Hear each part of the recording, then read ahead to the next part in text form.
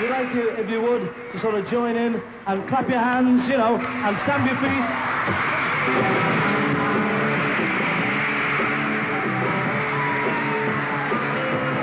Oh yeah, tell you something, I think you'll understand. Like, wow, the Beatles, aren't they the swinging living end? You dig, chick? I dig, Chuck.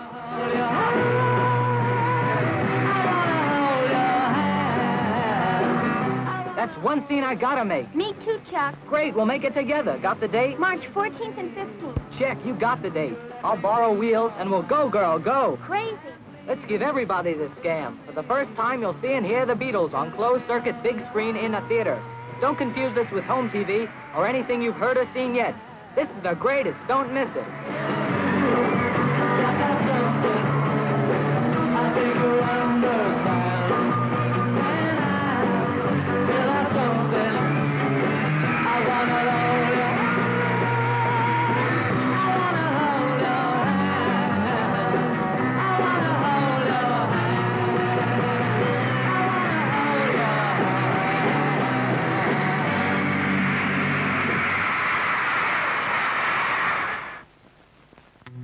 Can you dig it? You will flip your wig over these Beatles Bad Press articles in the newspapers.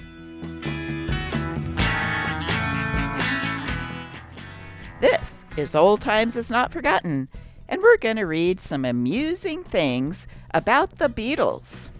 So don't be square and listen to this happening news. The Beatles appeared in America for the first time on the Ed Sullivan Show.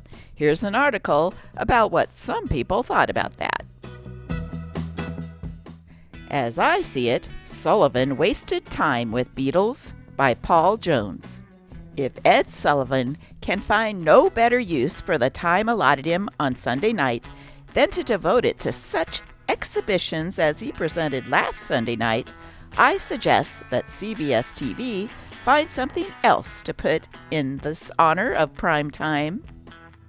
Why Sullivan found it necessary to aid in the phony promotion of 4 rock and roll exponents, all of whom resemble Moe of the Three Stooges, is beyond comparison. And why he found it necessary to load the theater with screaming teenage girls when he normally restricts his audience to grown-ups is also a mystery. It was obvious to those who saw the Beatles, 4 young fellows from Great Britain, that they have not attained their present notoriety on the basis of their musical talents, for the sound emanating from their mouths were anything but melodic.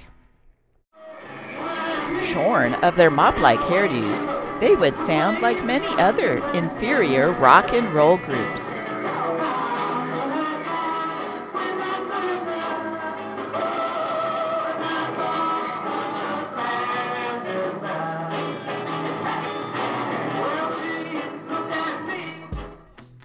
There is no reason why Sullivan should take part in the absurd campaign to make this group appear to be important.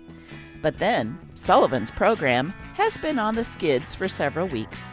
I have noticed a general deterioration in the type of entertainment presented in at least 3 of the last 4 shows.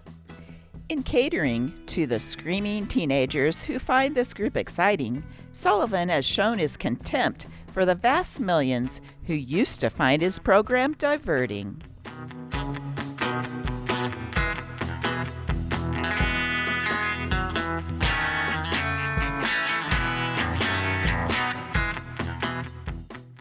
The opinion of these old fogies cannot compete with the Beatlemania.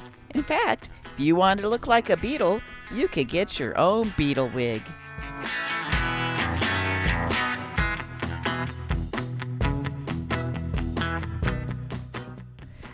Girls love me in my Beatle wig. The rage in Britain, 18,000 sold in 1 week. And Mick Simmons are first in Australia with these fabulous wigs. Made by experts, they're real works of art, right to the glossy sheen of the hair.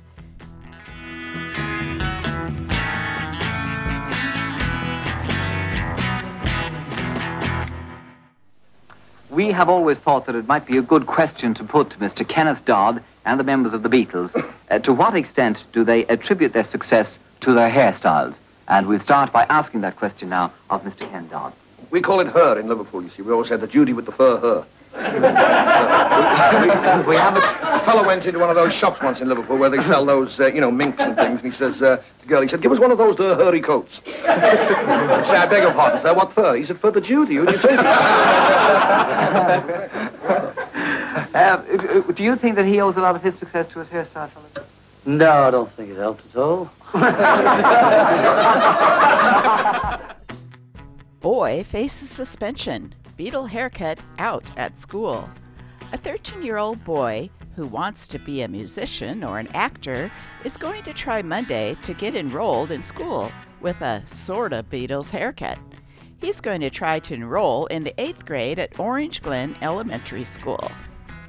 The boy, Donald Rogers, hasn't been to a barbershop in 6 months, but has let almost anyone around cut his hair on occasion. The result has been a rather neat, bowl-like haircut. I do not blame the principal of our school. I guess he has to do his job, which includes enforcing the rules. Whether they are right or wrong, I willingly obey rules against all disrespectful, immodest, indecent, and even unneat. But I believe that a haircut is a personal thing that is none of these.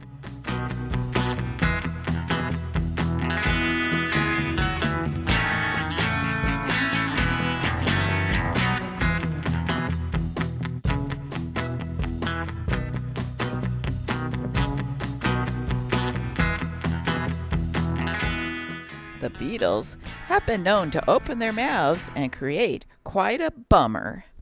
Don't forget the Beatle boycott is still in effect. We haven't forgotten what the Beatles said. We meant more to kids than Jesus did, or religion at that time. I wasn't knocking it or putting it down, I was just saying it as a fact. There have even been threats against your life. There have been record burnings, you've been banned from some radio stations. Does this bother you? Well, it worries me. Yeah, it's sprouted about those. Do you think you're being crucified? No, I wouldn't say that at all.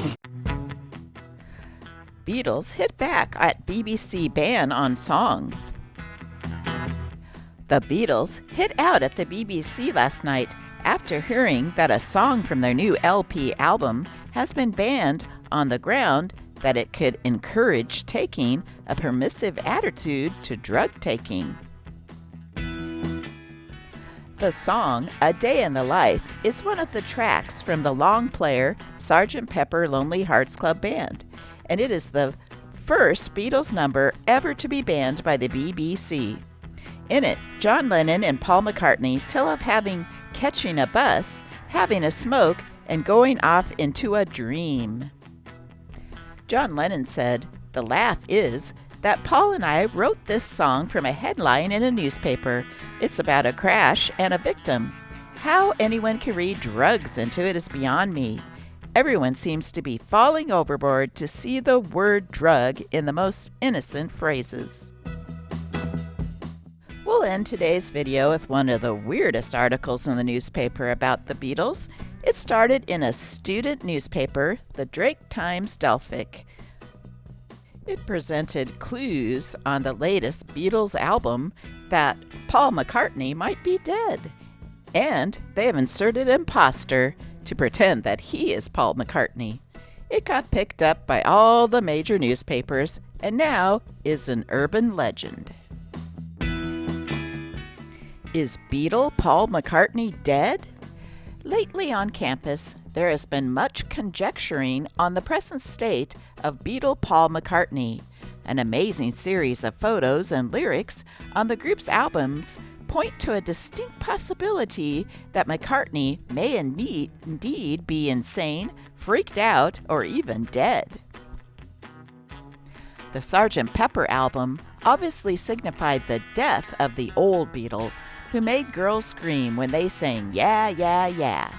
The new Beatles blew grass and dropped acid and criticized religion and studied under the Maharishi in India and had a new sound. This album also started the hints that all was not right with the Beatles, especially Paul. On the front cover, a mysterious hand is raised over his head. A sign many believe is an ancient death symbol of either the Greeks or the American Indians. On the back of the same album, George, Ringo, and John are smiling out toward the camera, but McCartney has his back turned. The centerfold photo of the foursome, they are all looking the same direction. The only difference? Paul wears a black armband. Imposter? Sure, people point to Paul's recent marriage to Jane Eastman and the approaching birth of their baby. But there's a kicker. McCartney has a brother, Michael, who could possibly be helping to carry on the hoax. I'm not dead, Beatle Paul tells father.